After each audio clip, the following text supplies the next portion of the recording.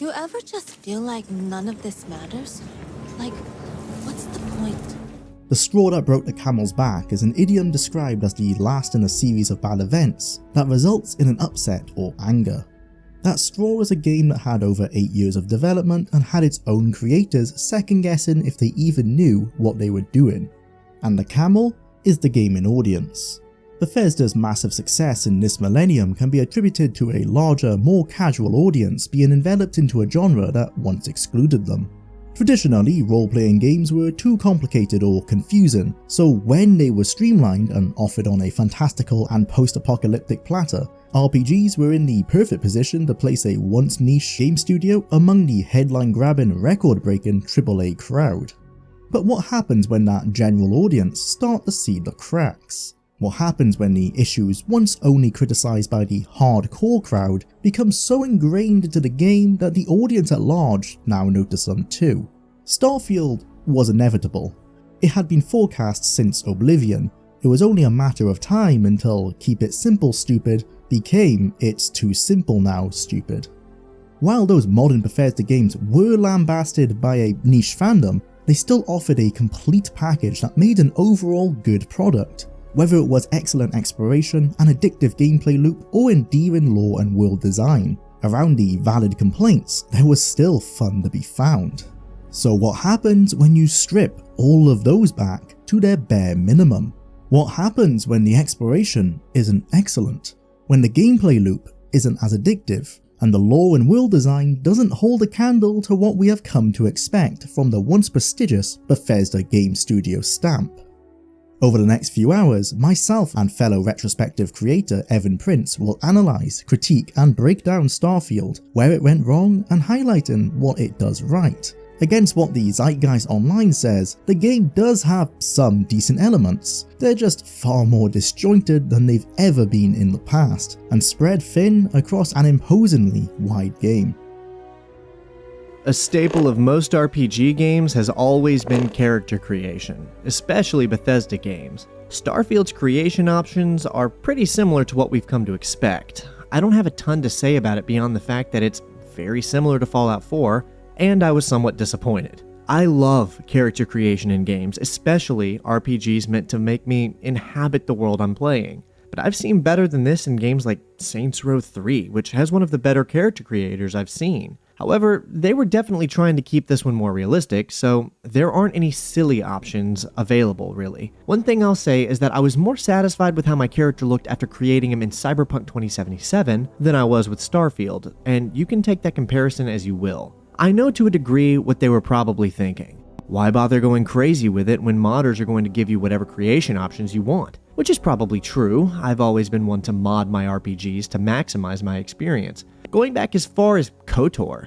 Yet this feeling I got that the developers were constantly thinking why should we bother when we know modders will just fill in the gaps later reoccurred quite often as I played through the game. That's a point we will certainly be exploring later. How much reliance is placed on the moddability of a BGS game?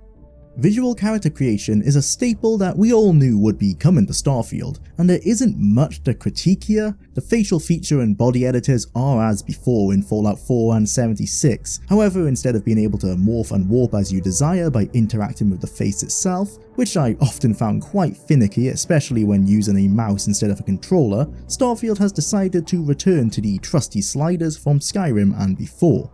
The degree of editability available in Fallout 4, which allowed users to create rather accurate renditions of real people, remains, ensuring that aesthetically Bethesda are still one of the few developers that offer this level of visual character customization.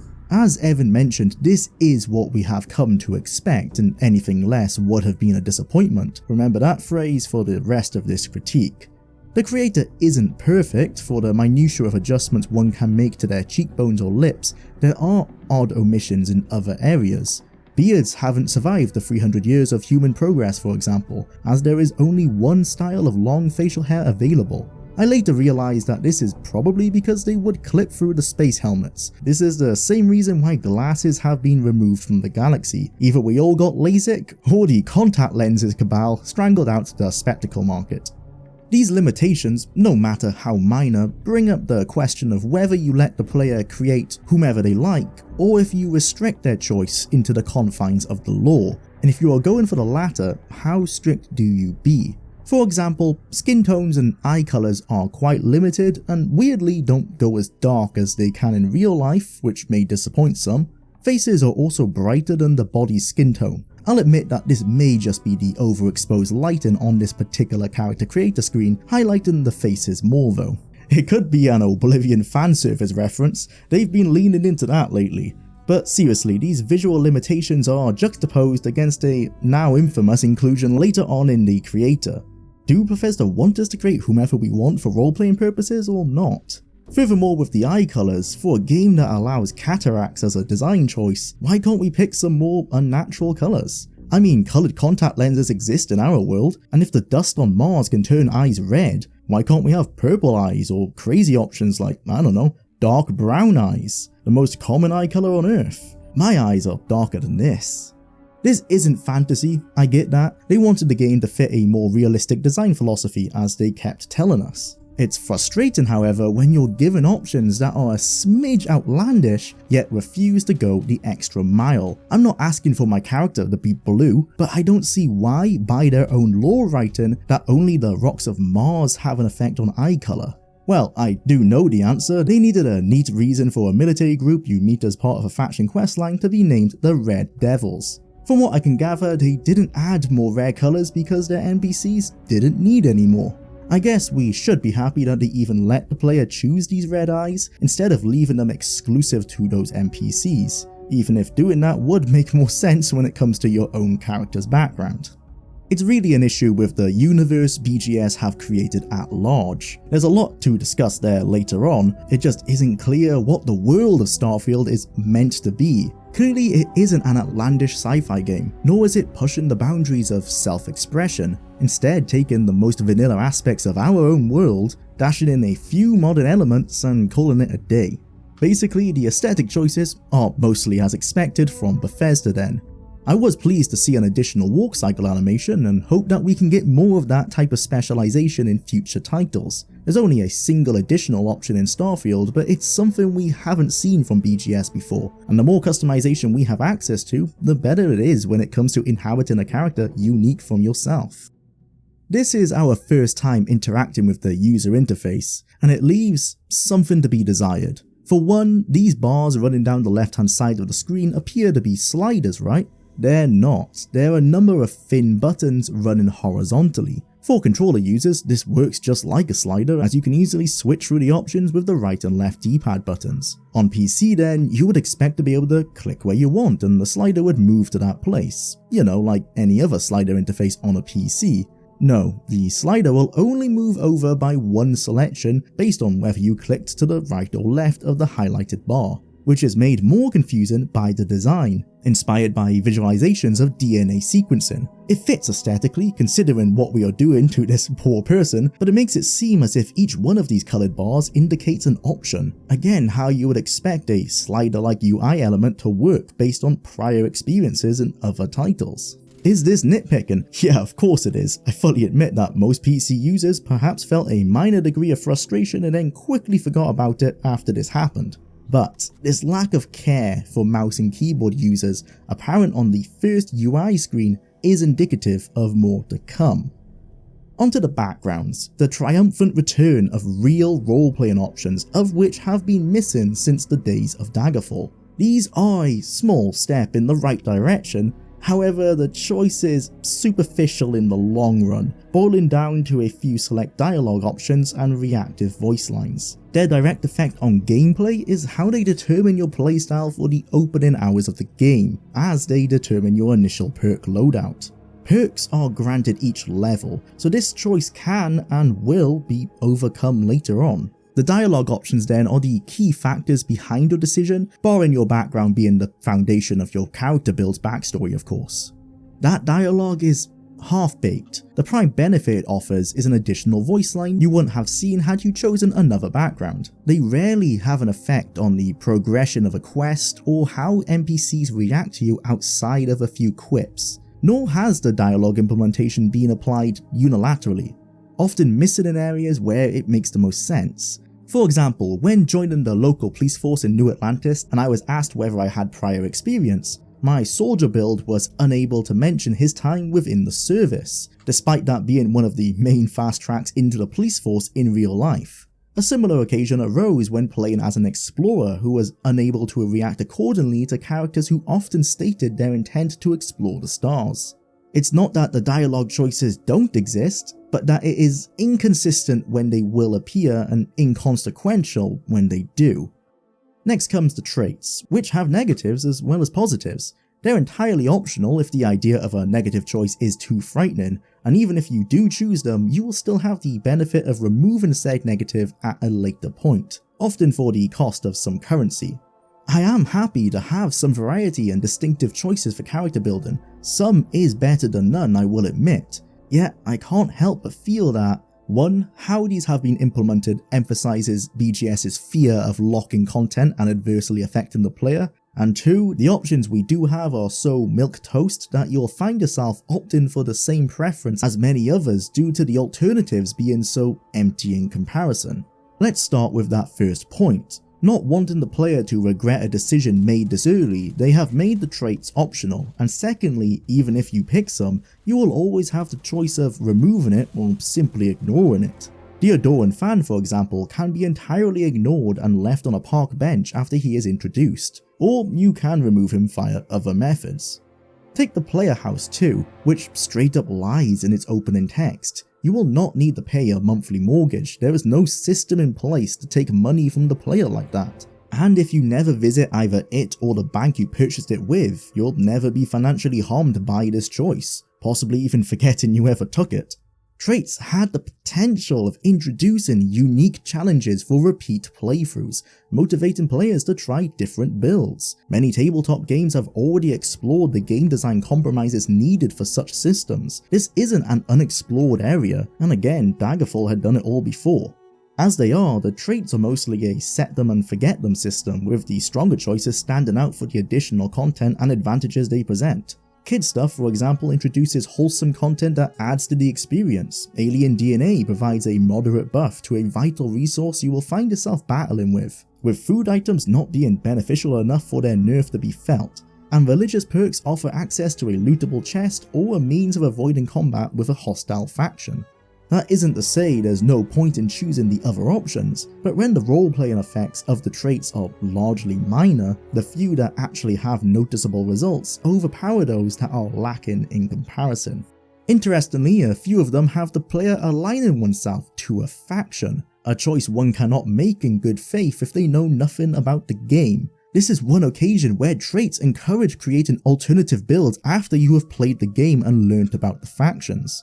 Except the decision is fruitless, bare of any repercussions. You would think a follower of a hostile faction distrusted by many would have issues while traveling the United Colonies or Freestar space, or that a Freestar citizen would not be so easily accepted into the UC Vanguard, but that isn't the case. The choice, like the backgrounds, has been reduced to optional dialogue lines. This would have been the perfect opportunity for these decisions to have weight, actively blocking content from the player and encouraging repeat playthroughs, especially as they have a New Game Plus system where the player could experience such changes on the same character. Of course, you can't even change your traits when using NG+, not that it matters anyway with the traits we have been given. Nevertheless, I am glad to see the blank slate character return. It's a welcome turnaround after Fallout 4's decision to force a strong background onto the player that they couldn't break from except via their own headcanon. Designing your character and imagining their backstory was my favourite aspect of past BGS games. Starfield is a welcome return to a creator that better facilitates this degree of character design and extravagant backstory. I only wish they had more confidence behind the system. As it is, it feels ethereal. The creator concludes with naming your character, and it's here we find the controversial inclusion I'm sure you've already heard of. You can choose your pronouns, which as expected caused some discourse on social media.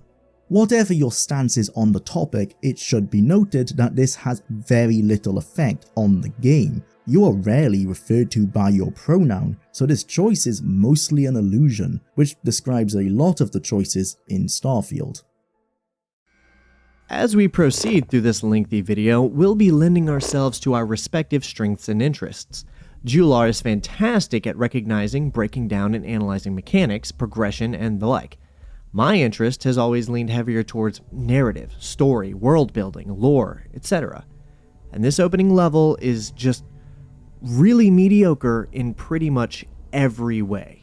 Checks off a lot of the expected beats for an inciting incident opening, but man, it's probably the worst opening I've ever seen in a Bethesda game. When you introduce someone to your world, your story, you're given freely a handful of very important things from that person. Suspension of disbelief, interest, and attention. Maintaining these things is often critical in creating and maintaining an audience. Your opening is like meeting someone, it's a first impression, and you're setting the tone for what the relationship between your story and the player might reflect. Let's have a look at another Bethesda game for an introduction that does a pretty good job of respecting these principles.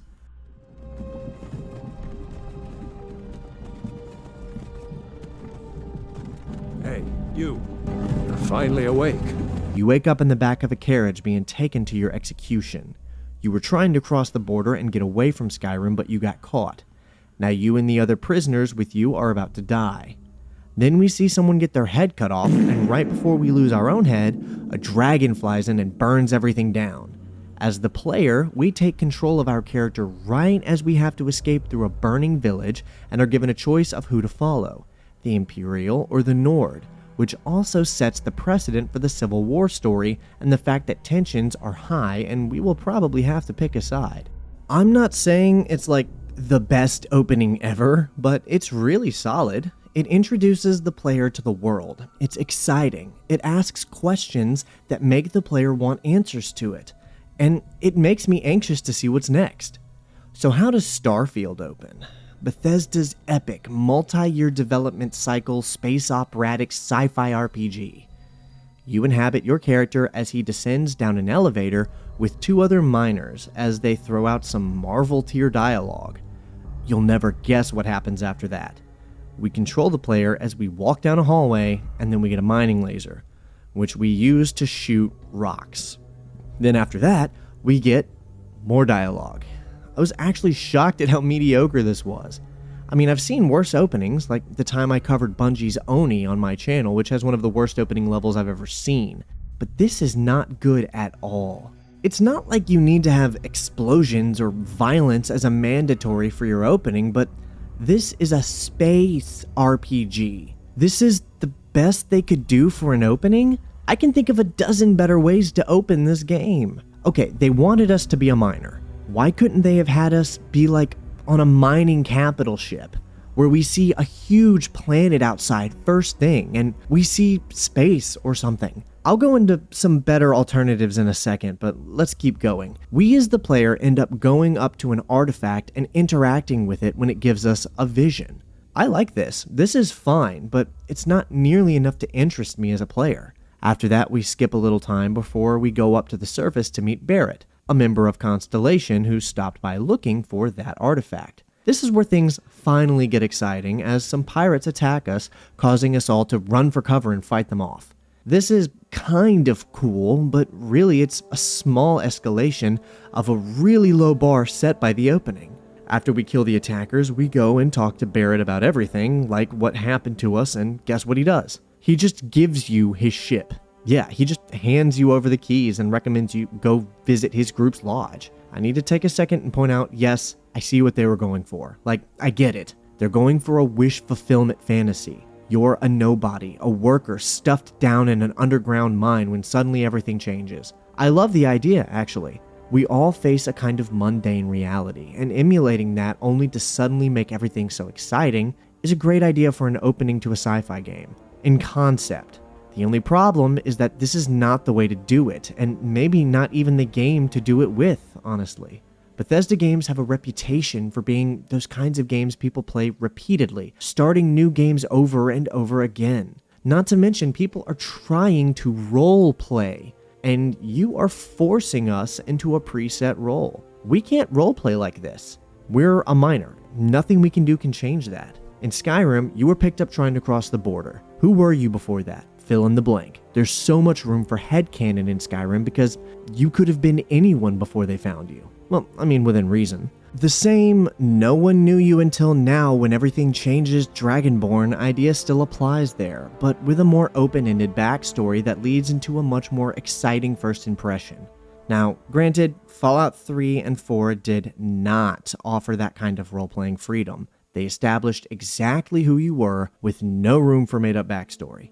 But in Fallout 3, that affected the story in a significant way, because you grew up in a vault, so getting out into the wasteland impacted everything about who you became after that. You might not be able to make up your own origins, but it allows you to experience this new wasteland world in a way that allows you to roleplay all kinds of different ways in which the exposure to the wasteland affects you.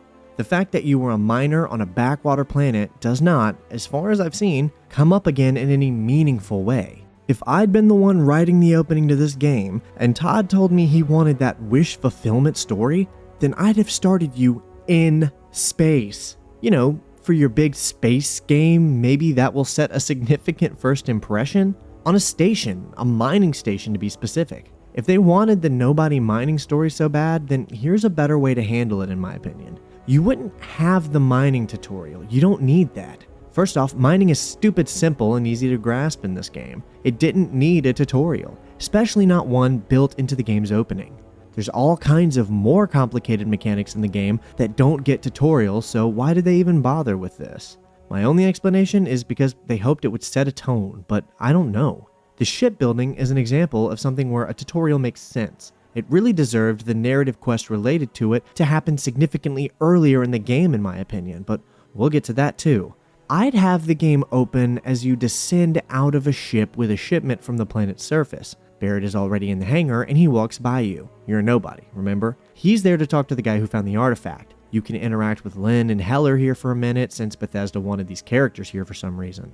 Within 3 to 5 minutes, the station should be under attack. Spacers running around trying to find the frontier because they're chasing the treasure or whatever. That's the reason they're doing it in the final game, so we'll keep it. Then, fighting through the station, we encounter the artifact in a room and have the plot moment with the visions. The quest marker should say to take the artifact, but you should be able to leave it, because options matter in a choice-based RPG. Getting to the hangar, you want to get off the station, which was set to self-destruct. And on the way to the hangar, you encounter the leader, and you can have the persuade tutorial you'd have had on the planet in the regular game. You steal the frontier and blast off from the station to save your own life. Once on the frontier and away from the station, you find Barrett is already there. Here, the game should have given you the option to come with him back to the lodge, or just kill him and steal it. You know, because role-playing. Once you follow him back to the lodge, assuming you do, the rest of the game could have proceeded like normal, and they could have given you the frontier here in a far more natural way. If you kill Barrett, then obviously the main questline would be locked off. If you don't kill Barrett, but leave the artifact, then it'd make for a really neat little extra side quest to come visit the wreckage later and try to find the artifact in your ship. Maybe you catch some enemies stealing it and have to board their ship. This would have been a shorter, more exciting, and more fitting opening for a space RPG. Also, you could decide for yourself why you were on the station. Maybe you're a miner, maybe you're a freelancer, maybe you're a spacer scouting the station out. Doesn't matter, but you should be a nobody. And nobody should really interact with you like they know who you are. As far as what we got, I'm not a fan. It feels like Bethesda was just assuming people would stick it out because they're Bethesda and people know there's more after it. In the case of the opening having options, one might argue it's too complicated or opens too many threads. Well, no it doesn't. In my hypothetical opening, we've given the player the choice of leaving the artifact, which would just open up a quest to come back later with mechanics already in the game. Nothing new would need to be developed. And the option to kill Barrett and steal the frontier literally requires no additional content.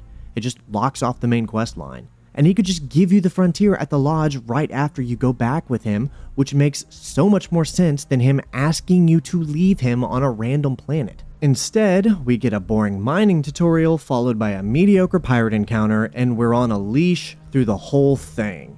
I have to agree with Evan that this is a very weak opening, not just narratively, but from a general gameplay standpoint, notably in how it introduces its mechanics to the player.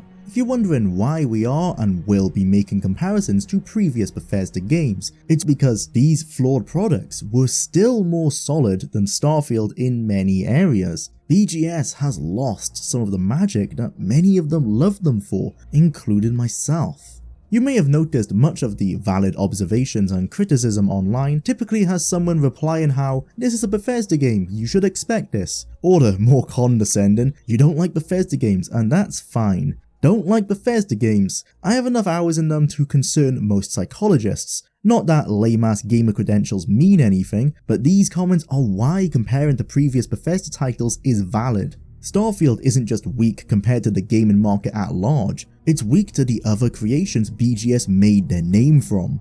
I'm making a point of comparing Starfield to games that historically have been criticized for their weaknesses, just to show that Starfield has oftentimes done it worse.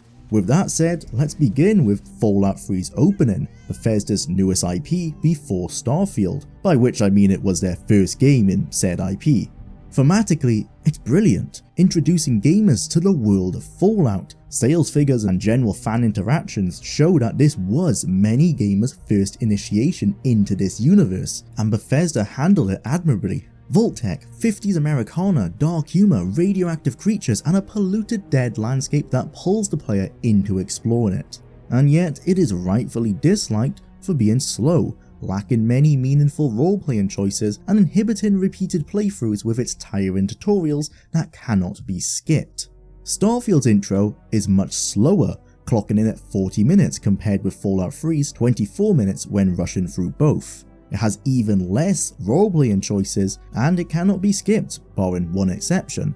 New Game Plus technically skips it, but that's a whole other discussion. When it comes to introducing the player to its world, you wouldn't be wrong for being confused about what Starfield is even meant to be based on its opening. Ignore the marketing and hype around the game, and imagine you've been sat in front of it with no concept of what it is. In Fallout 3, after creating our character at the literal birth of the Lone Wanderer, and the birth of our connection with them, we learn movement, world interaction, assign our role-playing stats, figure out the in-game Pip-Boy menu system and the dialogue system, moving on to free shooting, VATS combat, and deciding our tagged skills, all before the drama in the vault that starts the game proper even begins.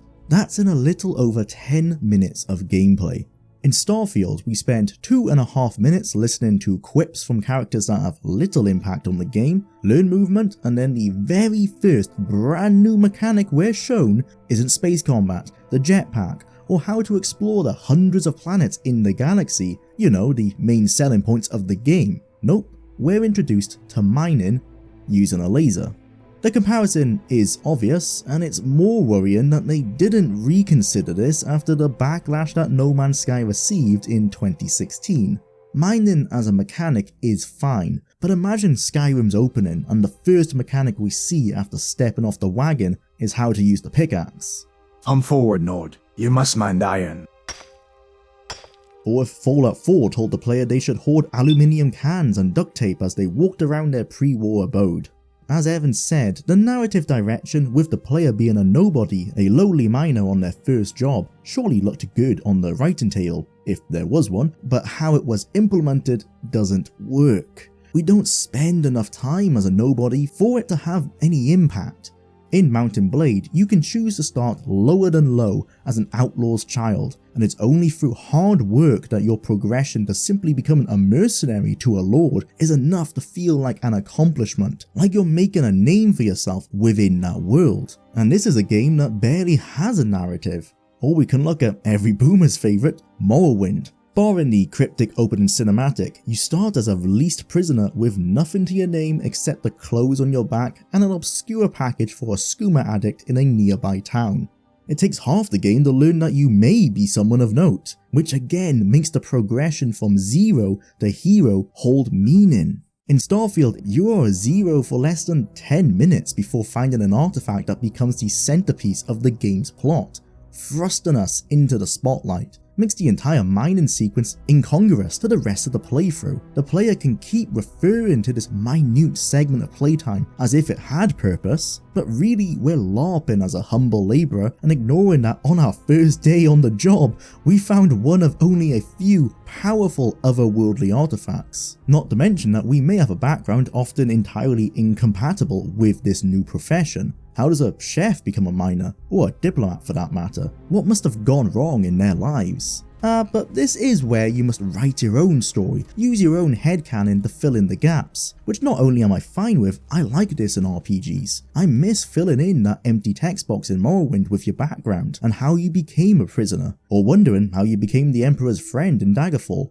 But headcanon in Starfield isn't just limited to how your character became a miner. It becomes a cornerstone of the experience that is almost required to ignore the regular inconsistencies within gameplay, and especially in the questline narratives. The biggest issue with this opening for myself, and the one that instantly ruined the immersion, is the lack of any roleplay options. With Fallout 3, we can choose whether to take and forego a martyr's pistol, deciding whether she kills Officer Gomez or if it falls to you. You can save Butch's mom, kill her and Butch, let her die and let Butch live, or kill Butch and save her. And you get to choose to kill or give mercy to the Overseer. The options are tied entirely to murder or passiveness, reflecting Fallout 3's diametrically opposed good and bad karma options. They have little effect on the gameplay except for their direct consequences to the player's karma meter and the results of a single quest later on, but they still have those effects, no matter how limited. Starfield offers none of that. You cannot be evil or even intrinsically good, you just follow the neutral path given to you, identical to a narrative-driven first-person shooter instead of a grand galactic role-playing game.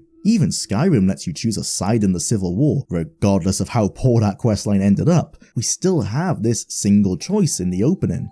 Miners here cannot be killed, and in what seems to be an oversight with assigning AI packages to the NPCs, some of them don't even react to being attacked at all, while others will. And this is egregious even for Bethesda. I'll take essential NPCs over this. If they didn't want these NPCs to be attacked because it may interrupt their AI pathing, for example, then why not follow the linear FPS games they seem to be channeling and have the player lower their gun while aiming at Lynn or Hela, preventing us from shooting? It's not like the engine is incapable of it. Fallout 4 uses this all the time. It has the same goal of removing player choice while not ruining immersion. And at no point here are there any moral choices, not even a dialogue option for characters that don't want to be perfect. Why can't we refuse to go grab the artifact? Perhaps Neg and Hela or someone else, and offering them to do it. Lynn can still force us to do it, but at least you gave an insubordinate player build the choice of role-playing. These aren't huge issues, yet I can't help but see this as an insight into a lack of attention to detail. This is the very first time the player is given control. It should be as polished as necessary. This is the company that made a single quality assurance member playtest Oblivion's intro on a couch for nearly a month straight. Clearly, Vectera's mind was not given the same priority. Given the scope of the game and that delay, however, QA was probably focused on more important issues. If you're a fan of the game, a reply to this criticism will likely be along the lines of this being less than 0.1% of the game, and in the grand scheme, this barely matters. Sure, that would be a compelling argument if first impressions didn't matter. If you want a game to be successful, you cannot expect every player to sink over 6 hours into it to remove the sour taste they are left with after being forced to play through such a bland and limited opening. There is an Easter egg in this area. Hidden beneath a bridge, we can destroy a rock wall to discover a rare NASA mug, which does reward those curious enough to explore, but it is not enough of a distraction to remove my woes up to this point. The player, on our first day at the job, is sent to investigate the strange gravitational anomalies ahead of us. We're the sacrificial red shirt in this scenario. Entering into the glowing room, floating rocks are accompanied by a crescendo of strings as the player mines the nearby ore, dislodging the strange object in front of us.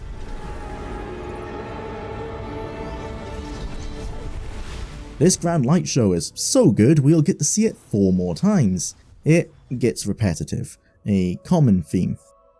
This scene honestly feels like a New Vegas reference, whether intentional or not, with Hela cosplaying Doc Mitchell down to the handheld tablet. The limited time within the surface outpost of the mine is clearly where the polishing time was spent. From the NPC interactions to the wealth of clutter, BGS are capable of showing that they understand their player base to some degree. I wouldn't be surprised if most people found themselves compelled to grab every little thing that wasn't nailed down here. This is one of the highlights of the game.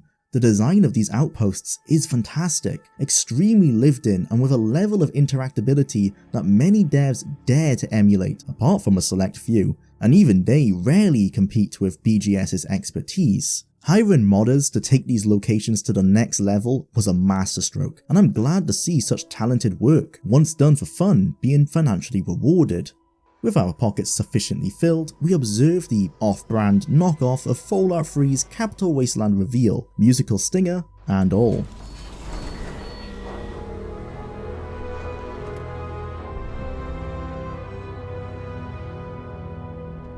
Oblivion did the same when leaving the sewers, and Skyrim after leaving the cave. It's a modern Bethesda staple. Starfield's iteration doesn't have the same oomph though.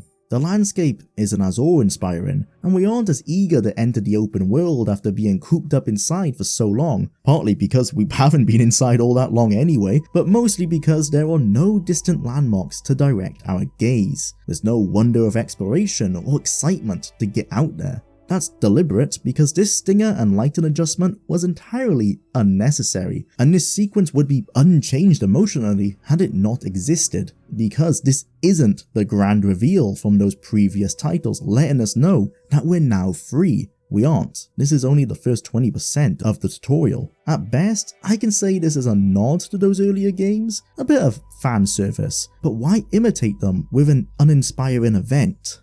Would it not have been better to place this somewhere truly unique to Starfield, like the time we enter orbit after leaving Vectera, with the stinger playing as the sun peeks from behind the moon, referencing the main screen and communicating that this is what makes the game different from what you've seen before from BGS? As tedious as Oblivion's, Skyrim's, Fallout 3's and 4's introductions are on replays, their introduction of the open world worked because the player had become accustomed to the interiors they've trudged through. Due to this stinger, I incorrectly believed that I was now free to explore in my first playthrough, running towards the nearest mountain in hopes of discovery. When I reached the peak, I soon found that the tutorial moon of Vectera did not have any nearby locales to unearth. It's endless rock and mountain, as far as the eye can see. No Springvale or Megaton, an alien ruin accompanied by a bandit camp, or a distant Nordic ruin. We are being railroaded into the main quest. To our right, after exiting the miners' camp, Barrett of the famous explorer group Constellation lands nearby.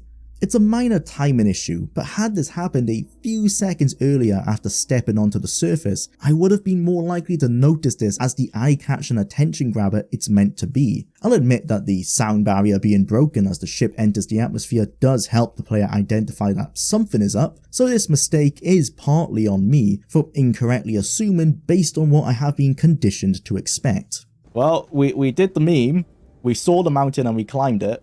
But yeah, there's nothing here. But I would like them to have at least thought about players who might want to do this stuff, you know, who didn't want to just immediately get into the spaceship. When I mentioned the pointless expedition dump on the elevator earlier, I was being a bit hyperbolic. This sequence does have a point. It's to highlight the new graphical capabilities of the Creation Engine 2, updated raster-based dynamic lighting, high-resolution texture work, improved surface scattering, and AAA facial animations. This area was polished, only that the effort was expanded on this cutscene conversation in lieu of the rest of the mine sequence. Lynn deliberately gets inches away from the player's face to display the subtle dirt and lighting bounces on her eyes. It looks reasonable. I mean, that's the best I can say about it. This isn't groundbreaking, and we saw equally strong graphical fidelity and animation work as far back as 2014's Call of Duty Advanced Warfare. Comparing a 6-hour-long first-person shooter with a 100+ hour-long role-playing game isn't fair, but Starfield would only be impressive in this regard if it could maintain the quality of the elevator throughout the game. It can't. Barrett, a seemingly charismatic explorer, reminiscent of a Lando Calrissian type, albeit more dorky, is full of charm and overconfidence. It's hard to convey this charisma, however, when his face has a penchant from switching from decently animated dynamism to lifeless neutrality. The uncanny valley is often overstated in many games, and while I don't feel anything unnerving when confronting these doll-like animatronics, in an odd twist, by trying to make the most human-like NPCs in a Bethesda game yet, the additional graphical power and animations awkwardly glued together with this jankiness has led them to being thoroughly unbelievable. The comparatively static faces of Skyrim or Fallout 4 are less distracting as they don't try to grab your attention, instead being an avatar to convey the voice actor's performance. As we enter early 2000s CGI territory with Starfield's characters, I can't help but feel that these detract from the overall reasonable voice work, actually harming and working against their performance. Characters that sound slightly worried will look devastated or vice versa, and Barrett's alluring charisma is stifled by clumsy pauses and glazed over eyes as the game loads in his next voice line and accompanying action. They are objectively visually higher quality than previous titles, but I can't help but feel that they could have been implemented better. It's hard to give BGS credit in an environment of equally large games doing it greater. After this brief introduction, pirates, aka the bandits of Starfield, invade Vectera's airspace, attempting to capture Barrett's ship. As Constellation are a famous explorer group, the pirates have concluded that they must be treasure hunters. Vasco says otherwise, and he's right, this outdated spacecraft is empty of anything valuable. The only treasure we have is this ancient artifact, but no one, certainly not the pirates, know of its value. The player doesn't know this at this stage, but ships in Starfield are capable of scanning each other's cargo holds. The UC and Freestar Collective, the two major factions in the central system, both use these scanners to accost the player of potentially illegal cargo known as contraband. This seems to be widespread technology, used in space above multiple planets throughout the galaxy, so why don't the pirates use it? They could do a brief scan of Barrett's ship, see that it's empty, and move on.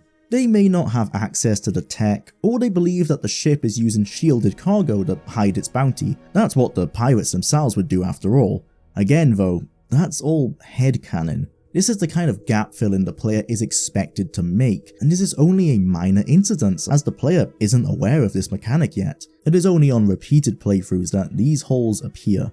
Hearing Jwlar say all that actually makes me think this opening quest against the pirates could have been used to greater effect if there was a little side quest later on that revealed the frontier has some fancy technology pioneered by Walter Stroud, which utilizes some special metal in a hidden cargo hold on the frontier, and it actually does have some treasure on it. Can't believe this. There isn't any treasure? That would have been a cool way to tie back into this opening. That doesn't happen, and would make Barrett's willingness to just give the ship away be senseless, but it's senseless even without that quest. Missed opportunities. Let's be honest, Bethesda games have never been known for their combat. Even so, however, they've always been passable, and Starfield's on-the-ground combat shows a marked improvement in gunplay and fun when you get it all upgraded. Combat encounters in the first 10 or so hours of gameplay are going to be completely bland and totally boring. It's honestly a difficult thing for me to approach because when you've got your character to a reasonable level and you can jump pack, dash around, slide behind cover, and Jedi force people around, the combat really starts to feel fun. And I have to admit that there is some legitimacy to the fact of working and playing to acquire new skills and watch your character grow, learn, and become a better warrior over time. It's just confusing. Is it sexist to hit you? Is it more sexist to not hit you? I mean, the line gets real blurry. Even still, I have to wonder, was it really necessary to lock the slide behind a perk? I kind of feel like something that simple should have been default, and I'm singling out the slide only as an example of a recurring phenomenon. There's so many things locked behind perks that I question whether or not they really should have been. Like for instance, targeting certain parts of an enemy ship in space combat. I'm really torn on it because I genuinely do understand and even respect the idea of working and growing with your character. I love games like that. Yet, I wonder if the combat should have been quite so bland for quite so long. Because combat for the first 10 hours isn't just boring, it's honestly a chore. For me, it was even longer than that. I didn't start enjoying my combat encounters until like 20 hours in or more. I always felt like I was just trying to get through them to move on so I could get more perks to make it easier to roleplay as my character in a more immersive way during combat. Moreover, with this being Bethesda's introduction to the world of Starfield, you would think they wanted to hit the ground running, you know? Really show off a few of the improvements in the game's combat from the get-go. Again, I'm not criticizing the combat overall, it's some of the best we've seen in a vanilla Bethesda game. I'm just wondering why so many of its basic movement features are locked behind perks. There's already enough perks to justify over 100 hours to unlock most of them. It's not like the slide actually does anything to mechanically improve combat. It's not an efficient slide or anything, it's just a fun little roleplay mechanic to help the player feel like they're really in a firefight. Again, it's not just the slide either, there's multiple different perks that are all locked off for some very basic gameplay mechanics. I wonder if the additional hours of needed gameplay to unlock these actually translates to a better experience. You're still playing the game for just as long if you're doing all the major quests, you're just doing so with a less fulfilling experience earlier on in the game. My experience was thankfully not as hampered as Evan's, but still the basics of combat leave much to be desired. I will preface all this by saying that this is by far the most competent first-person shooter mechanics in a Bethesda game yet. It finally feels on par with the industry standard, and isn't a mechanical concession you are willing to make because it's an RPG. From the verticality of boosting, the advanced movement of sliding, grappling and climbing to competent gun designs and animations, they all lend themselves to helping Starfield sit among the FPS crowd without looking out of place, a genre that BGS themselves consider Starfield to sit within. Of course, being the best shooter among Bethesda games still means the competition does most aspects better, so don't go in expecting Titanfall 2 level of movement. The pirates, like bandits in the Elder Scrolls and raiders in Fallout, are free from self-preservation and are willing to fight a mining force that nearly doubles their own. The pilot is the smartest one, wisely choosing to escape when he sees how low their odds are. Enemy AI is mostly similar to Fallout 4's, although it is noticeably more defensive, barring these idiots attacking Vectera Mine. Due to the shift into a mostly gun-heavy universe, enemies will stay behind pieces of cover and fire at you from a distance. They aren't entirely accurate at this range, but it will force the player to be more offensive, further emphasizing the usage of verticality to flank and advance on enemy positions while avoiding damage. Melee AI will still suicide run at the player, and while AI is now fully capable of jumping and using boost packs, a mechanic locked away from them in previous Bethesda games, they won't use it often to approach you. I did notice, however, that many melee opponents often use it as a last resort, only switching to their melee weapon in close quarters where it may give them an advantage over their rifle or pistol. It's a nice touch that did, rarely, put me on the back foot, while being a nod to the player that this may be the best usage for the melee system, compared to focusing on it as a sole form of battle. The game has been heavily designed around ranged weaponry, and despite the Starfield Direct highlighting it, melee weapons and hand-to-hand builds are both weaker and fundamentally less interesting to play than the alternatives, except for the power fantasy associated with them.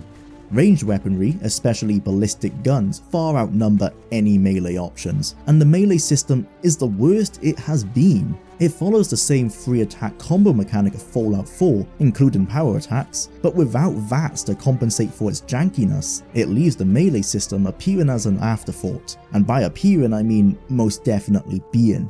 Range combat has clear improvements over that of Fallout 4, yet the same cannot be said for the alternate methods of play. I can try and conclude that it was thought that the player would only use these close quarters methods of combat when close to an enemy, so they wouldn't be interacting with these same free animations on a frequent basis. But that would have given Bethesda a free pass. They cannot be so blind to the players who would want to roleplay this way, especially not when they design player backgrounds around them. And that's without mentioning that many of the movement mechanics that would make such a playstyle more bearable are tied behind a lengthy progression system, resulting in the first 10 plus hours of your playthrough being wholly limited to the basics. Even sliding is locked behind a skill point. The two clear choices are between sci-fi laser weapons and real-world ballistic weaponry that have an interesting modern twist on them. If variety is your thing, then guns take the cake. From futuristic SMGs invoking memories of Halo to a classic 1911 handgun, you'll be able to cover your close quarters with a deadly shotgun, clear those a bit further away with a satisfying assault rifle, or pick apart those cowardly distant enemies with a well-placed sniper rifle. Ballistic guns have far more options than laser guns. Laser guns then, a style of weaponry you would think would be highly developed in a space game set 300 years into the future, are sadly lacking. With the more interesting weaponry frustratingly locked behind level scaling, laser builds will find themselves limited to the mining laser, a basic rifle called the Equinox, and a few starting pistols. The disparity in choice is quite apparent. This may be a victim of the NASA punk design language used for the game, as described in the Starfield Direct, a design language where the tech is advanced yet still looks grounded and relatable. Due to this, the laser guns don't even rival the 50s retrofuturism of the Fallout universe, which is disappointing. The grenade system from Fallout 4 is back, utilizing a hotkey as is expected in a first-person shooter, and it works as intended except for a minor issue where it can take a second or two after pushing the button for the grenade pin to be pulled and the animation to start. This is a holdover from the console-based control scheme, where the hotkey is shared with another function, so one must hold down the key to begin the throw. It's a petty gripe, but it has left me in some unfortunate spots where I've come out of cover periodically to throw a grenade, only to find myself awkwardly standing there taking gunfire to the face because I failed to hold down the key long enough. It's mostly a skill issue, I'll admit, but I'd prefer being able to assign the function to a unique key which doesn't require a hold down. Just another issue that modders will fix, if only BGS didn't rely so heavily on said modders. The variety of throwable weapons mirrors Fallout, even including mines for setting up traps. It's in 0G where these explosive side weapons come into their own. Unimpeded by gravity, they can float on a perfect trajectory right into your enemies, making their use more of a game of timing than aiming. They're ideal for pushing those defensive enemies away from their hiding spots, and just like in Fallout, a well-placed shot will detonate a grenade mid-air. Far more difficult than with VATS, but just as satisfying. Starfield's combat issue isn't in its competency, but instead with what Evan pointed out. Its ease, even on very hard difficulty, results in combat scenarios that do not offer much variety. Certainly not if you have unfortunately chosen a melee or hand-to-hand build. When guns are thrown into the mix, the options open up a bit. Explosive barrels and targeting boost packs makes for a good fireworks show, and aiming while boost packing through the air offers a decent challenge and tickles that all-important extrinsic motivation, aka the rule of cool. It may not be the most effective method, but damn does it feel good. That's what makes the failings of the melee system an issue. Melee in any sci-fi game relies on extrinsic motivation. Of course guns are the wisest choice, they are the great equalizer, and as Evan showed, even with the advanced movement perks hidden behind many levels of progression, your actions soon become repetitive due to the lack of variety. If you want to improve this for yourself, you need to go and unlock another skill, leading to a game that requires a considerable time sink to match the satisfaction that a gun or laser build can have within half the time or less.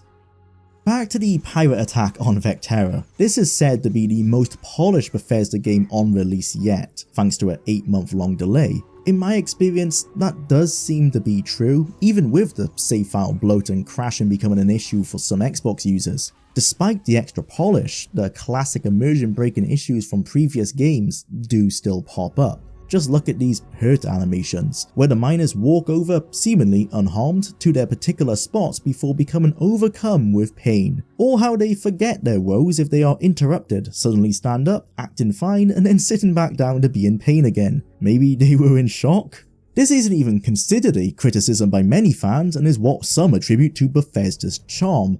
And look, I used to agree when there wasn't any serious competition. It is easy to ignore such problems when you are deep within an experience you cannot get anywhere else. But the gaming market has moved on. Bethesda finally has serious competition, and it is struggling to maintain its unique position in the market now that it is being challenged. A small jank with a hurt animation isn't a game-breaking ordeal, but it is a sign of a failing attention to detail that wasn't as big of an issue with their previous games. Fallout 3 introduced hurt walking and running animations. Why are these systems being forgotten between projects?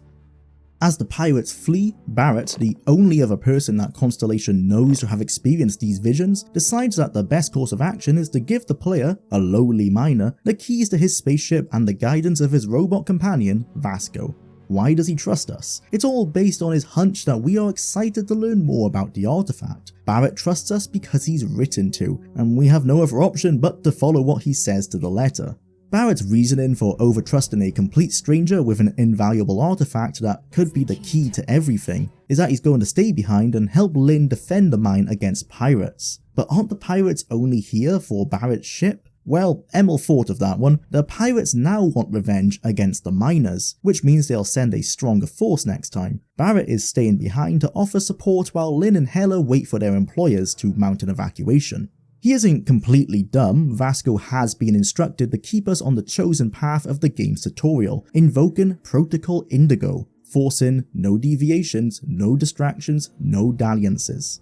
That's all well and good, but aren't we an employee of a mining company? Somehow, through some magical hidden charm spell, Barrett convinces Lynn to relinquish us from our job position based on a hunch. Nothing more than a feeling.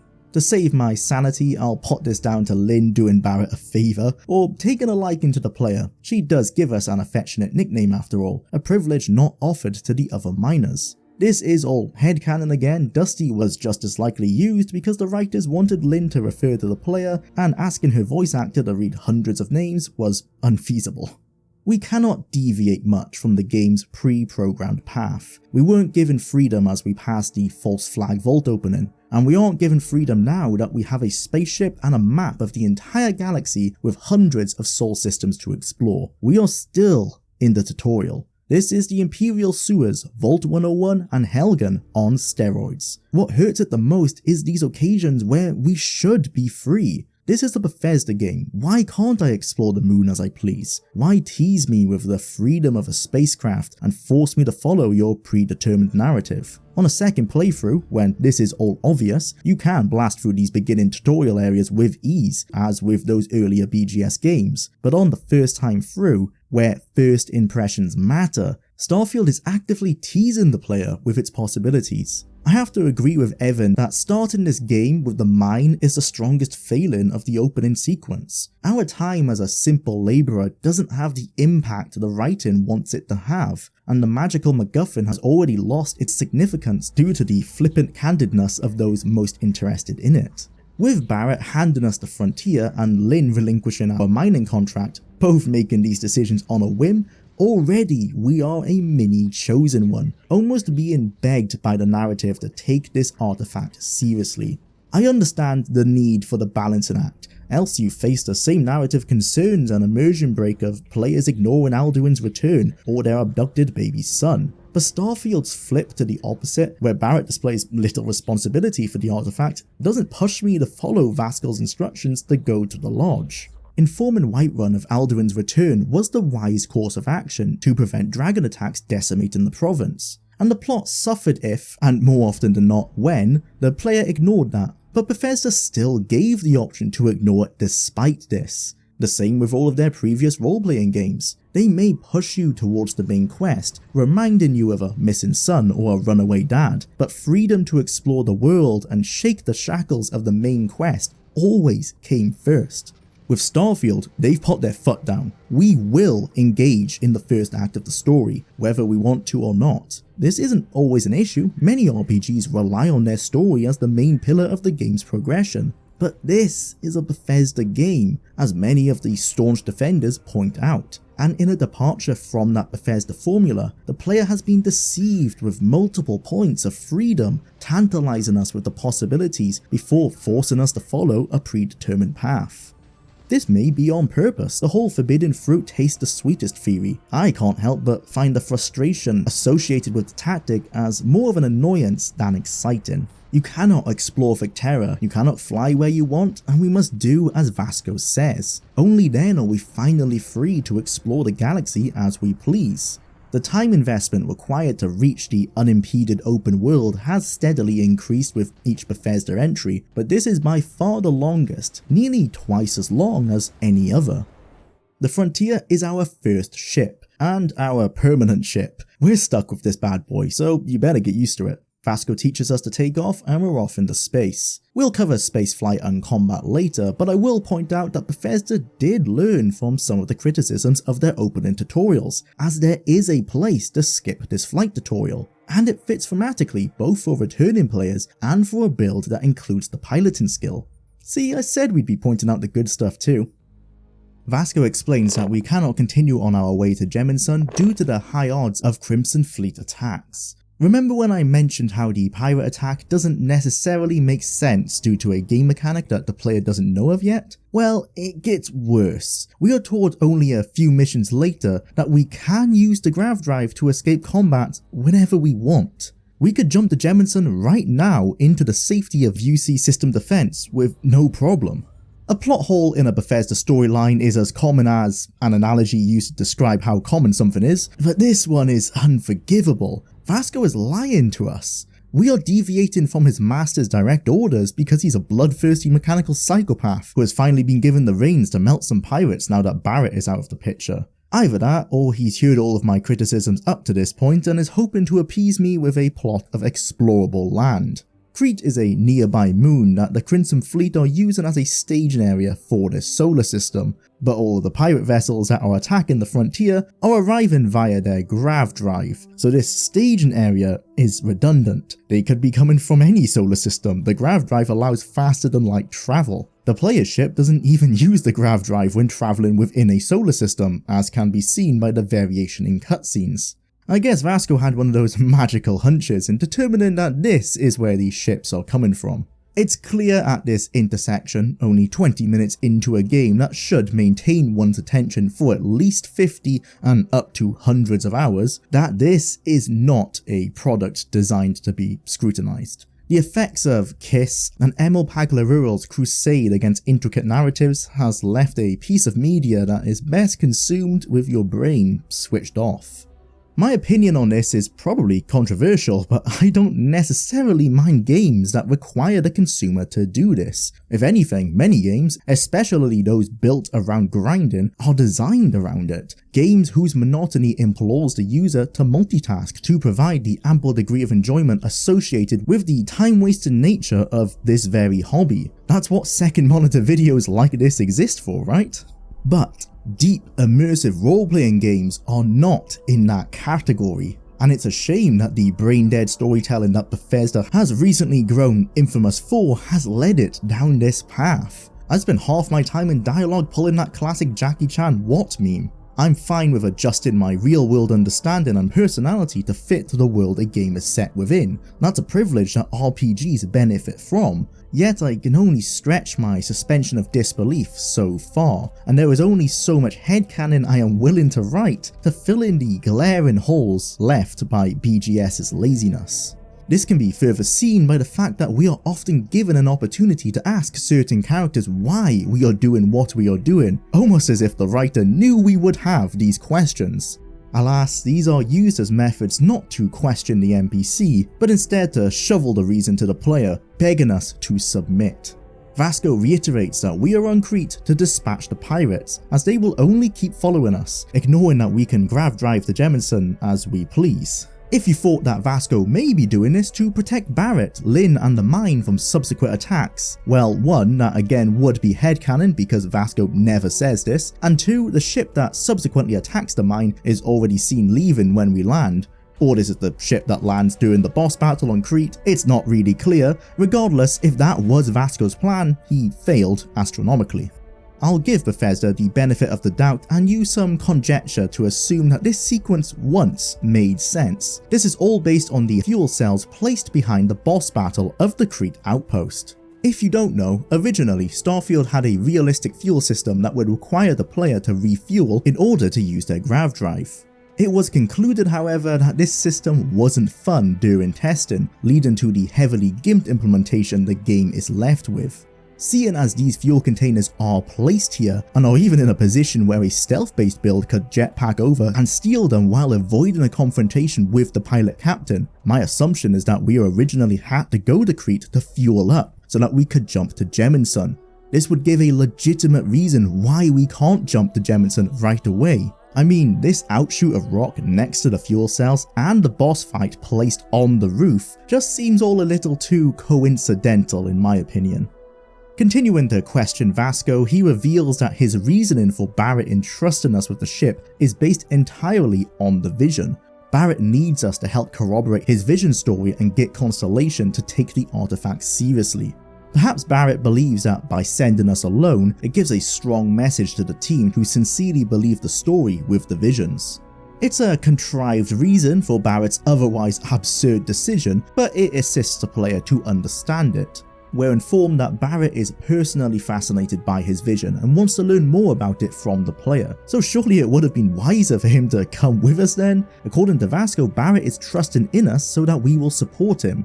This is good because it places a reliance on the player role-playing a good character that will support Barrett's push to find the artifacts because of how well he has treated us. It opens the perfect opportunity to work against Barrett's interests and play the artifacts off as something insignificant. Of course, nothing like this is ever explored. In fact, there are seldom any moments for the player to be anything but neutral or the hero. Excluding side activities and a handful of bizarre 180-degree flips in morality, we are expected to conform to the purity of this sterile world. I'm not asking to be a evil maniac from the outer worlds. I'll be happy to just be able to play devil's advocate to the virtuosity the game exhibits. And the times where we can be more neutral seem so benign that oftentimes without a companion chastising you, you'll be hard pressed to notice that your decision was even that mischievous or immoral of an option.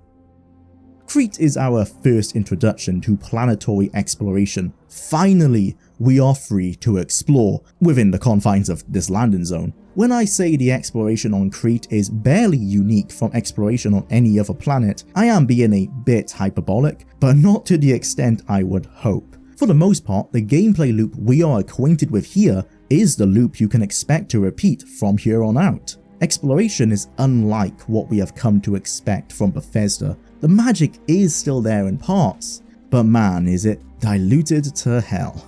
An apt analogy would be a common criticism of Fallout New Vegas, where players didn't grow attached to the Mojave Desert the same way they did with the Capital Wasteland or the Commonwealth, often stating the barrenness of the landscape and the lack of detail between locations. Most interesting areas in New Vegas are directly tied to discoverable locations highlighted by the compass and placed on the map when found. It isn't 100% true that there are no discoveries outside of these, but the point is still poignant when compared to Bethesda's Fallout entries, which hide curiosities throughout their overworlds that have no ties to quests or a location. These little pieces of world design are unique to BGS. Rarely do other developers attempt such detail. There's a reason why so many still call Fallout 4 an enjoyable looter-shooter, despite its lack in RPG elements and poor quest design. And that's because its world is compelling enough to explore. It's immersive to get lost in downtown Boston, surrounded by raiders and super mutants as you sneak around, even if the lore and frame rate isn't ideal. The same can be said for Skyrim. The overworlds of a BGS game are more than the sum of their parts. They aren't just points of interest tied together by barren open landscapes. They have roads, forgotten paths, and intricate geological features designed to direct the player's eyes to specific areas. They want you to find the hidden dungeons, gaze upon the beautiful vistas, and travel towards grand structures in search of adventure. Daggerfall is unique from other Elder Scrolls games because of how barren its wilderness is, not in spite of it. Daggerfall doesn't appeal to most TES fans because it is lacking that key aspect that pulled them into the world of Tamriel. The experience of adventuring into the unknown, of exploring a world unlike what you know, unaware of what you will find around the corner or over that mountain.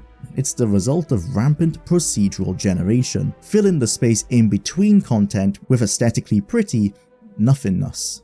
Starfield has tried to fill this emptiness with gameplay, specifically planet surveying. Scanning alien ferns isn't what made players fall in love with Vardenfell though, nor was mining resources what kept me sneaking around Boston. This isn't to say scanning doesn't have its place, we'll discuss it more in depth later, but I'll say it's a commendable attempt of adding content to land that would otherwise be desolate. Perhaps it is unfair to keep comparing Starfield to the previous games from the same studio. This is a new IP. Why should it conform to the expectations of their other series? This is what I naively wanted to believe coming into Starfield. Throughout the marketing campaign and leading up to the direct, I truly wanted them to try something different. But it was clear after that direct that they are retreading old ground. Deliberately so too. Why else would they have developers reiterate to the camera that it is a Bethesda game through and through? And what is new to the game is underbaked and inferior to similar gameplay mechanics from the games they took inspiration from. After landing on Kreet, we can look around to see some landmarks in the distance, and a path leading down to the abandoned facility we are intended to venture to. This is one of the rare instances that the landscape has been designed to focus us on a specific route. When it does happen, like in a companion quest later in the game, it's a stark reminder of what we have lost. How a location designed by human hands appeals to our innate sense of wonder that a machine algorithm isn't able to successfully replicate. It can get close with the help of some beautiful lighting, but it pales in comparison. First things first, let's get the contradiction out of the way. I've torn this game a new one over how it has prevented and actively baited us with exploration. So now that we are finally free to do so on this alien planet, I should be happy, right? Well, that would be the case if it wasn't for Protocol Indigo. Vasco is meant to ensure we perform only what is necessary to reach the lodge. In this case, destroying the pirate base within the facility. This is the one time where I would expect that we can't explore. Regardless, I asked earlier why we can't ignore the game and do what we like, and at least they have now appeased this request. They must have been aware that some players were itching to ignore the main quest and see what's out there, so this is our first taste of that. Surprisingly, BGS were very confident in their randomized point of interest system, as Kreet does not have any static locations bar the pirate base, the Frontier's landing location, and the path connecting the two. Everything else is unique to each playthrough. The landscape is always the same, feeding off a single seed like the procgen system in Daggerfall, but the discoverable sites are generated as you land. This is exactly how the game handles every piece of land. I just didn't think they would use this system this early on, principally because the content shown to the player here can vastly alter their perception of the game. For instance, on my first playthrough, which I livestreamed, we stumbled across an abandoned outpost before being attacked by an over-leveled alien that will later become a prominent piece of a faction questline. I incorrectly concluded that exploring on Kreet had deliberately been designed as such to push the player towards the pirate base, harkening back to the days of Morrowind where enemy placement was used to herd players away from locations they weren't ready for. All of that was just luck. On another playthrough, the points of interest were different, and I soon found the encounter with the Terramorph was a random event. I came across another one on this playthrough, but it had already had a squadron of ecliptic mercenaries gunning it down. By the time I ran in to finish the job, the fear I felt from that first playthrough was certainly not repeated. Only a kilometer from the pirate base, I stumbled across a pipeline with a small team of construction workers. Within the first hour of gameplay, any immersion the player could have left is immediately shattered by the radiant NPCs. They claim that this is meant to be the next high-rise to rival the likes of Paradiso, and that they were meant to finish the project in 60 days, but are already running over schedule.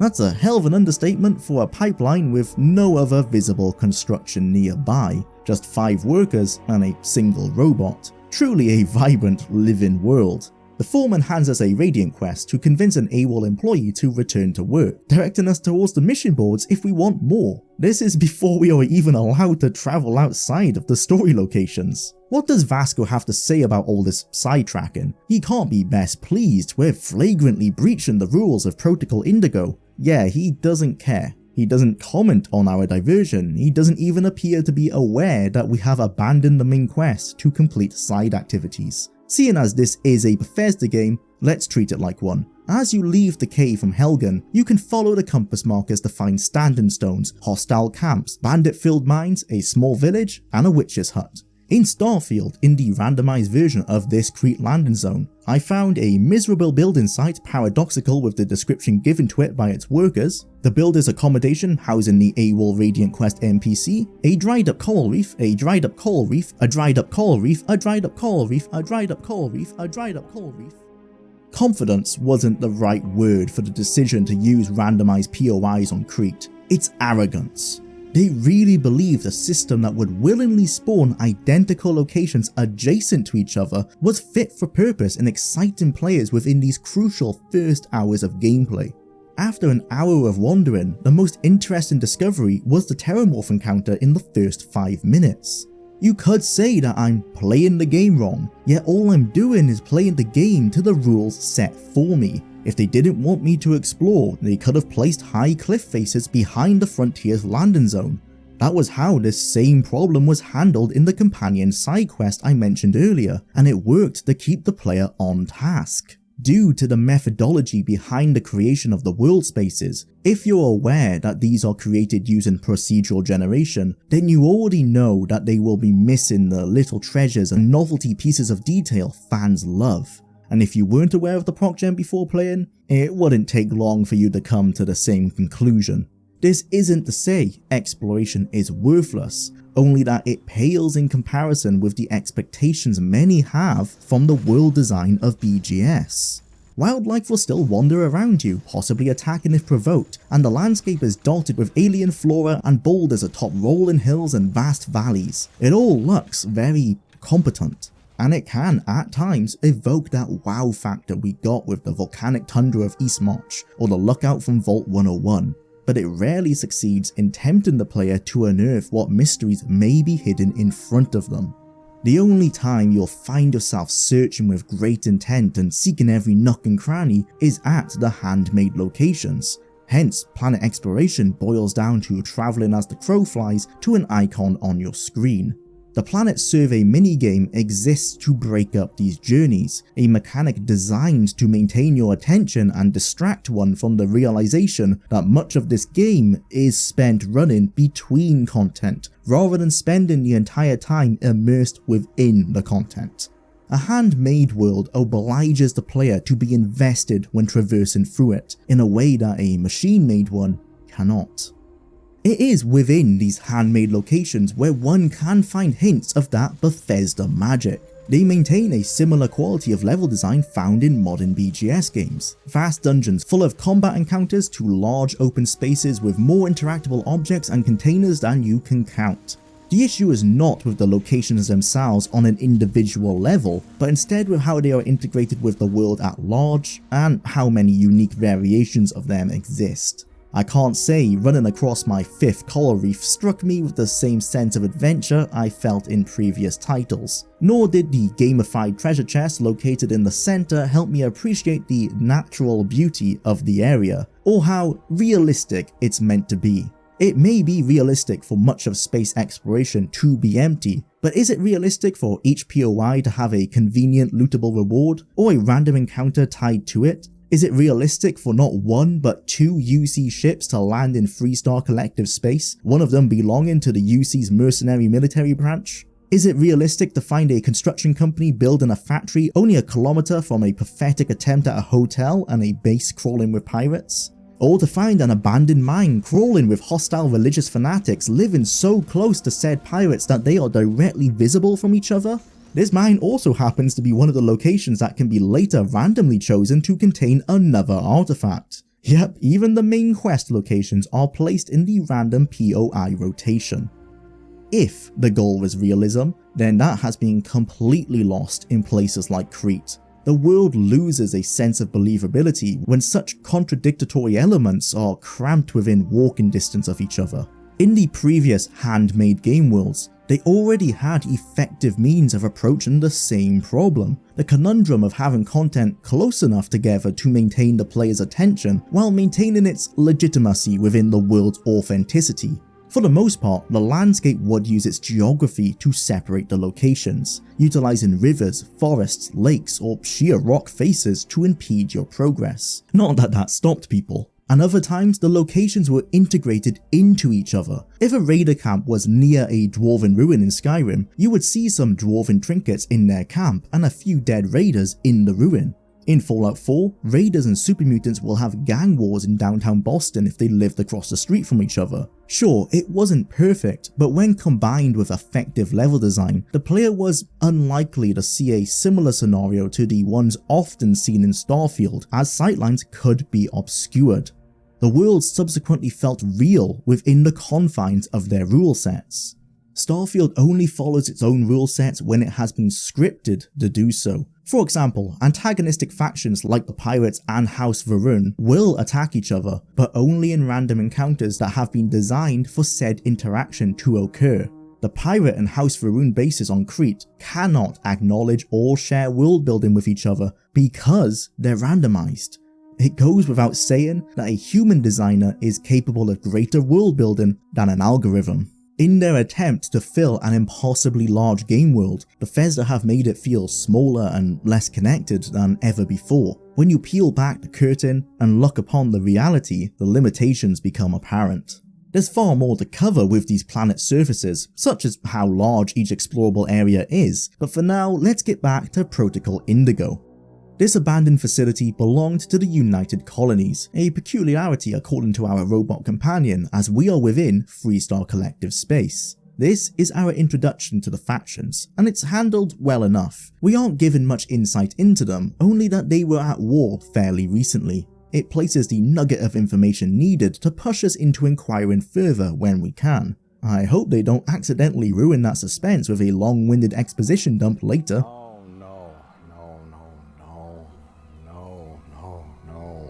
Pushing further into the facility and taking out pirates, we find ourselves surrounded by the result of Starfield's art direction, NASA Punk. NASA relating to the grounded idealization of spacefaring, inspired by the scientific creations of that space agency, and Punk meaning style. It's the punk part that doesn't advertise itself here. There isn't much pushing of style within Starfield at all really. It isn't NASA on steroids, thrusting its design language to the extreme as you would expect from the industrial worlds of a steampunk design or the dystopian technological nightmare of cyberpunk. It's closer to NASA, but 300 years from now, not much punk to speak of. Indeed, it closely adheres to the principles behind NASA's own design guidelines, where the original meatball logo was replaced for being overly complicated and hard to produce, born out of hype and art style over logic and reality.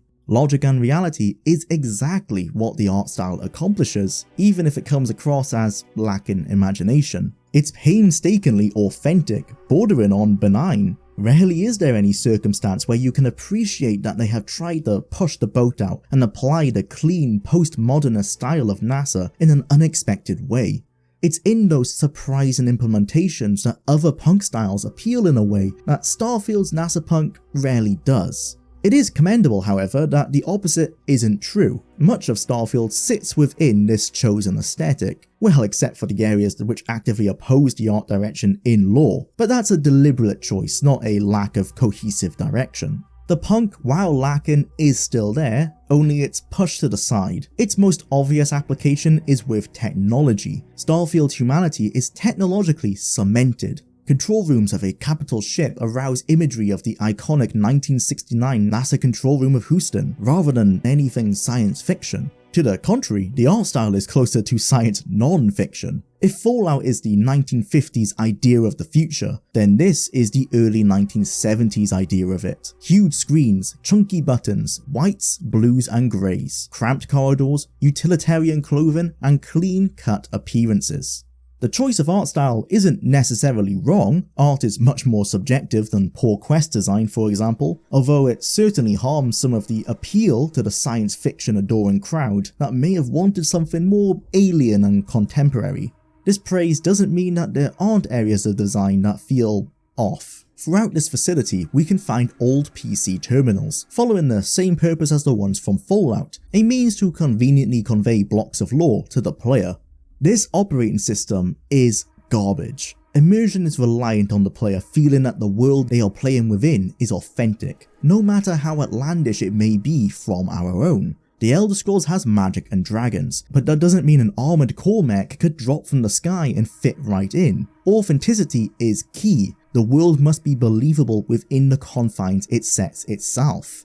But this UI is entirely gamified. The exact same app layout is used for the email system, door control system, hacking into the back-end filing system of Mast, buying coffee, and for navigating city signage, despite those last two clearly displaying unique artwork before being interacted with. This isn't a game limitation either. Mission boards have unique designs between them, and their visual elements are arranged in a manner befitting their purpose. Terminals worked in Fallout because they were terminals. They operated via a command line, and we could only enter the commands the game offered us. That limited their functionality to work within the confines of a video game, while stylistically fitting the authenticity of the world. Just because I'm not given the option of entering my own commands doesn't mean the terminal is incapable of receiving them. As far as we know, those living within the world can fully navigate them akin to a DOS-based system without the limitations imposed upon us, the player.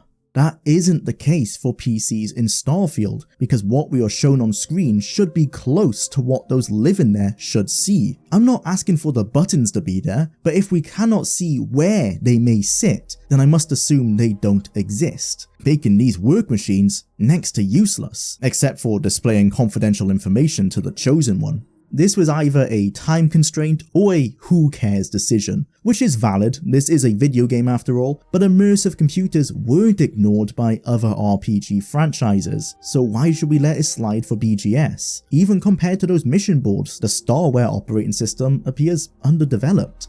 And this is ignoring how it takes up the entire screen and has a loading animation whenever you interact with it. Fallout 4 removed this nearly a decade ago. Even Fallout 3 never pulled us out of the game in such ways, instead laying the terminal over the current gameplay, just like every other modern AAA game does and has for the last 15 years. This is particularly amateur stuff. The player who wishes to read these emails can discover that this place was once a xenoweapon research facility, applying DNA modification to wild fauna. It's our first insight into the UC, and certainly not a positive one, painting them as bureaucratic mad scientists focused on achieving their goals, without questioning whether they should. Expectedly, it goes wrong, and the creature they were working on has managed to escape. This succeeds in both foreshadowing the UC Vanguard questline, laying some groundwork for the curious player, and provides an aha moment for characters that chose to explore Kreet and came across the Terramorph. It's only a shame that the escaped xenoweapon isn't utilized to its full capability here. You can find it exploring those randomized POIs, but I feel that it would have been more poignant for the beast to attack during the upcoming boss battle. Better incorporating the creature into the story of this facility and rewarding players who investigated the lore but didn't want to ignore Protocol Indigo to wander Kreet. RPGs are genuinely one of my favorite genres. Throw the term sci-fi in the mix and I'm basically sold. The Knights of the Old Republic games and Mass Effect trilogy are genuinely some of my favorite media experiences of all time. And really, I'm not a hard person to please. In fact, I'd say my standards are honestly pretty low. I mean, I enjoyed Cyberpunk 2077. Yes, so? On launch day. Right this way. Sorry to keep you waiting. Point is, I can tolerate a lot of negative attributes if I find value in the core product, something I could not find in Starfield, but which was most staggeringly absent in the dialogue where I most expected to find it. Jwlar made a good point to me about people shedding off criticisms of Starfield by saying, well, it's a Bethesda game, what do you expect? So perhaps comparing it to KOTOR or Mass Effect feels unfair. Games known for their compelling dialogue and choices, at least for the most part. So what if I compare it to, I don't know, Fallout New Vegas? Although not made by Bethesda, it was made entirely on Bethesda's engine with the same basic mechanics and design as Fallout 3, indicating that at the very least, anything done there should be doable in Starfield, which brings me to Starfield's dialogue system. It may as well not exist. It became apparent to me about 10 hours in, but far more glaring after 20, that I had no choices in the game. A role-playing game whose supposed value lies in being able to be or act in any way you desire in a stunning sci-fi universe doesn't let you roleplay, pretty much at all. Your choices in any given dialogue interaction, but especially in those involving a quest line, boil down to 3 options. Number 1, agree or affirm. Number 2, agree or affirm but in a sassy way with attitude. Number 3, disagree, normally meaning you've ceased interaction with that quest line and have to re-engage and then agree to continue it. You pretty much can't affect outcomes on anything. This is likely the most crippling facet of the entire game to me, because it turns what could and should feel like a living universe that you're just inhabiting into a linear series of events. I'd say it feels like a theme park where each quest is nothing more than its own little ride where you can choose which rides to take, but all of which are unrelated to one another and do not impact each other. To make all of that so much worse, you can only be one type of character on those rides, a good guy who wants to do the right thing. Well, the right thing so far as the writers of Starfield have determined, regardless of how you may feel. You can be a pirate or an outlaw or whatever, and at first glance it might appear that doing so would affect your gameplay because of how planets or stations may scan your ship for contraband and put you in prison if they find any. But beyond that, it doesn't matter. The factions of Starfield, or more appropriately, the window dressing called factions, don't matter beyond the quest that they might offer you. Joining one doesn't really hurt or help your reputation, which, I mean, how could it? You don't have any kind of mechanic tracking your reputation or your moral decisions, because outside of playing like a raging psychopath and killing random people, you are locked into playing the exact type of character the writers have designated for you. If these criticisms seem unfair because how could any game take your minute actions into account, then let me briefly compare this to Fallout New Vegas, a game that's 13 years old as of this video. In New Vegas, your actions and decisions regarding one faction would impact not only your reputation with other factions, but potentially the fate of and the outcome of the faction itself. The decision to not have any kind of morality or reputation system may seem bizarre at first glance, until you realize that it would be pointless to have unless Starfield's entire script and dialogue was rewritten to account for its necessity. Because again, the only options you're ever given are to agree with snark, or just end the conversation. This isn't an inherently bad design for a game. If the story is front and center, and we're expected to inhabit a role rather than manifest one. I have loved many games like this, like the Deus Ex games, the Mass Effect games, and more. They have a similar style, where they have dialogue choices as an option, but they act more as a way to inhabit the character and experience the story your way. This is not what we were pitched as an audience, and even if it was, Starfield does it way worse than those titles anyway. What we were pitched is an RPG meant to let us create and roleplay our characters our way. This was the big reason everyone gave for the pronoun inclusion. To allow even more options for creating your character. Sure, but just like those options, pretty much all of your decisions in Starfield aren't real and do not affect the game in literally any way. Let's try an example. What if I want to play a legalistic militant type? I want things done by the book all the time, and I'm willing to kill for it when justified, but I'm unwilling to do anything illegal ever. Well, if you don't succeed in a persuasion attempt, then having this moral steadfastness will soft lock you in the main story when trying to collect an artifact from an art dealer. If you fail the persuasion, you have to assault the dude and steal the thing, or just leave. You can't even roleplay the paladin archetype, one of the most basic archetypes in role-playing history, without potentially being soft-locked out of a main quest because it's designed to require you either pass a persuade check or commit a crime. That brings us to the persuade mechanic, which has a little mini-game where you have to pick the right dialogue options to convince whoever you're talking to into agreeing with you. I believe this is mostly up to dice rolls if you succeed, which is super annoying because I'd rather just attempt it and have it pushed against my stats than have to do this minigame which essentially does the same thing anyway, but with unnecessary extra steps. The biggest reason this frustrates me is because I'm picturing how much time was spent from the writers coming up with all of the dialogue for these useless minigames that could have been spent giving me more choices overall. What a misuse of resources. The unfortunate reality is that each scenario was designed with an intended route in mind. This would be fine if the intended route did not so often whiplash your character into a specific kind of character to justify participation. On Neon, I ended up just giving up on trying to roleplay certain ways because depending on the quest, the morality of my character would need to be changing more than a Reddit user. I really never got any dialogue options to let me roleplay. I guess you could say that I should just refuse the quest that demanded I break that roleplay immersion, but if that's the case, then Bethesda's supposed philosophy of trying to ensure everyone sees everything makes no sense. I can already see the argument that the dialogue had to be extra restricted due to the sheer size of the game. There's over 250,000 lines of dialogue in Starfield. That's more than double what it was in Skyrim. So does that suggest that they needed to restrict dialogue options to even manage and keep up with all of these lines? Maybe, but if that's the case, then your game is just too big. That may be subjective, but I mean, I don't feel like quantity over quality is often the best route. Okay, so we have all of this dialogue, literally hundreds of thousands of lines. That's a lot to play with. So where did they spend it? I'll say one thing, the rule of cool was not applied when choosing where to spend all of that dialogue recording space. I'm thinking specifically about a quest on Neon, where you're running back and forth between multiple different shopkeepers and convincing them to form a union together to oppose the town's leader. Yes, there's a real quest where you help store owners agree to form a union together by running back and forth between multiple stores.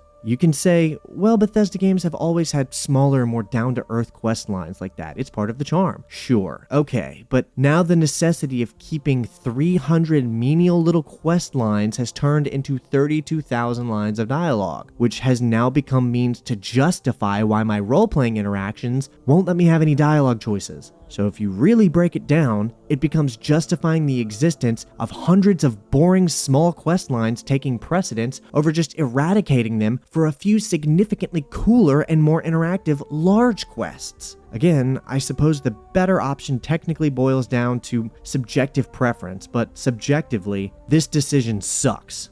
Harkening back to Oblivion's infamous Persuade Wheel minigame, Starfield's attempt at gamifying speech is no better for immersion than that misguided implementation. Dialogue is poor in general, which we'll get to, but this Persuasion minigame leaves me scratching my head and wondering, have the writers ever had a real-life conversation before?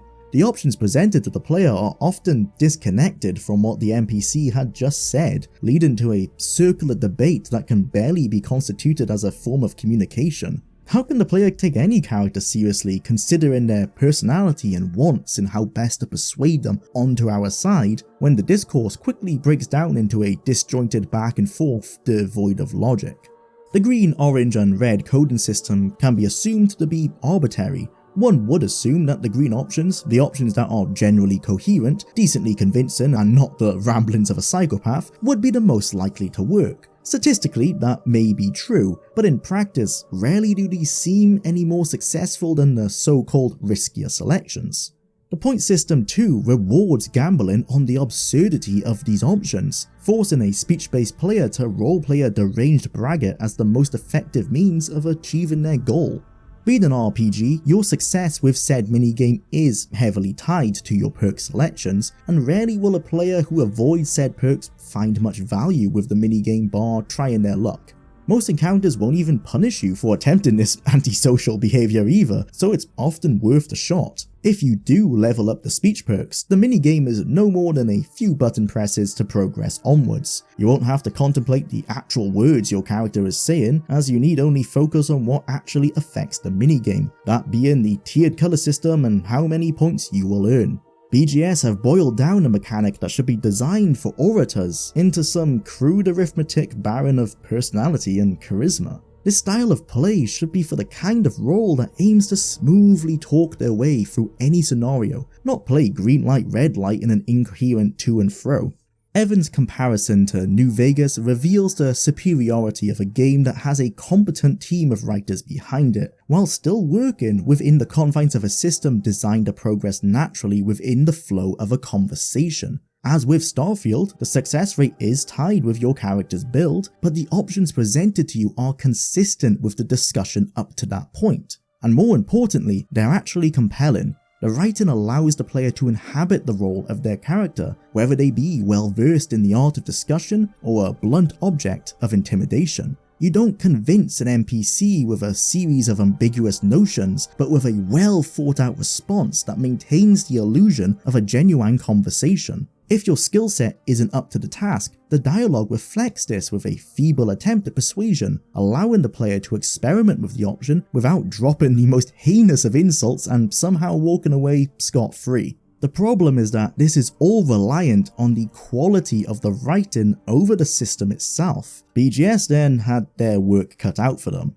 Fallout 4 continued a similar mechanic to the Fallout 3 and New Vegas implementation and was laughably poor in comparison, surmised as asking pretty please and the NPC bending over backwards to work against their best interests and personal belief system up to that point. While the return to a minigame is another misstep, I welcome the return of the silent protagonist, especially after Fallout 4's voice protagonist made it difficult to roleplay anything other than Nate or Nora cosplaying whatever roles were required of them within their current quest. Praising a game for returning to a staple of the Bethesda formula isn't the highest of praise, but I'm pleased to see it back regardless.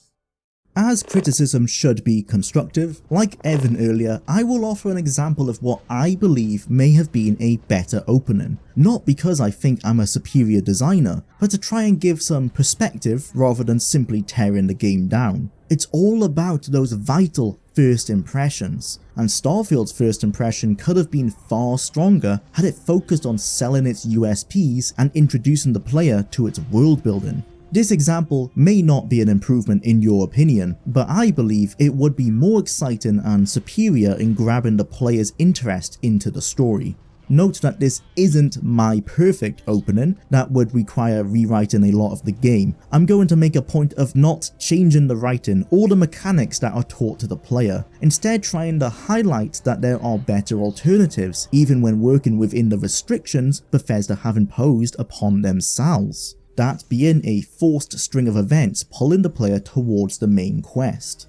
Some rejigging of how the act plays out can go a long way in altering the player's perception and interaction with the game. For the most part, you can keep the intro largely the same, using the same characters and similar events, alternatively changing the order of locations and how said events link together.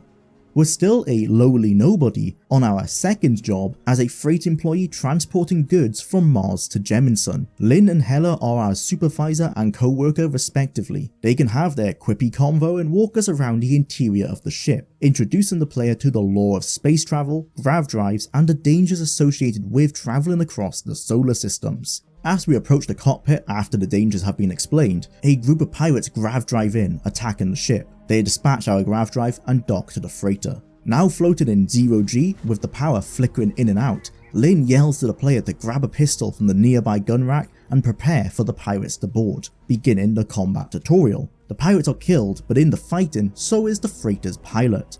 Desperate, Lynn orders the player to take the pilot's place as she and Hella start diagnosing the damage to the grav drive. As you enter the pilot seat, the space flying / combat tutorial begins as we destroy other nearby pirates. Once the space combat tutorial has concluded, the freighter continues to lose power and a cutscene, akin to the landing cutscenes, plays out as we crash on a nearby moon.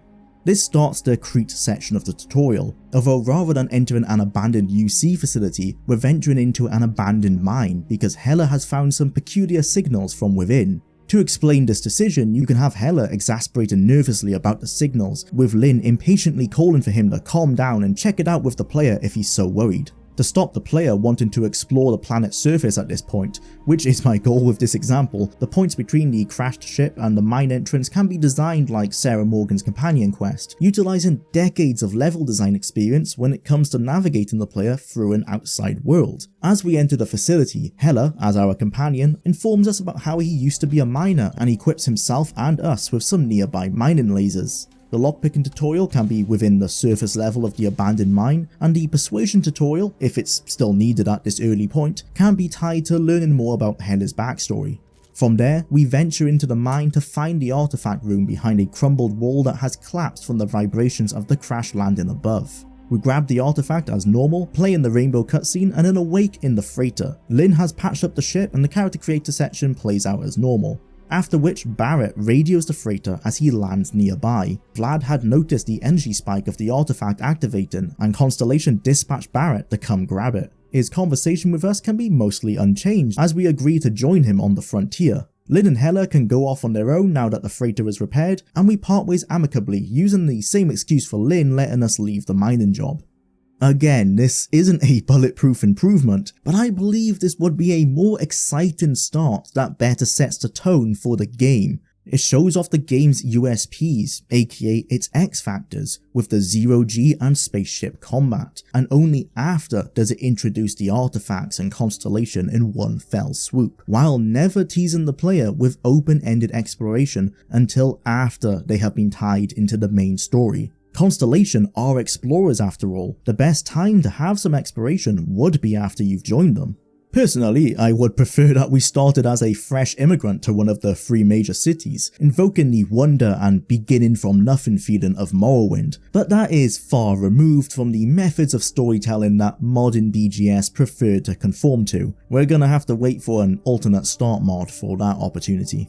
Starfield is unique within Bethesda's modern repertoire, in that this is the first time that I personally believed that they fumbled the opening first few hours of gameplay so badly. Since Oblivion, the introductions have rightfully received criticism, but they served their purpose well enough, introducing the player into a universe that may be brand new to them, tutorializing the most important mechanics, and recommending various gameplay styles, allowing the player to design a role that best reflects their personal flair.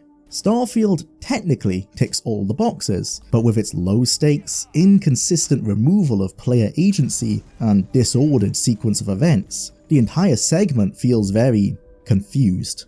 Myself and Evan theorized that the sequence may have been heavily reworked between the delay and the final release of the game. This is conjecture, but it would help explain the disjointedness and low quality assurance that begets this vital opening to a game that sold itself as a one-of-a-kind experience that could only be made now because of advancements in technology. With the competition this game has, and with its position on Microsoft's Game Pass subscription model, first impressions matter more now than ever, and Starfields are a mix of mediocrity at best and aggravating at worst. Of course, there is far more to Starfield than what is shown to the player in its first hours, and we will be covering all of that over the next few months, following this entry with part 2, covering the story, faction questlines, and more. Stay tuned and subscribe to myself and Evan Prince to ensure you won't miss a thing. Thanks for watching, and I'll see you in the next one.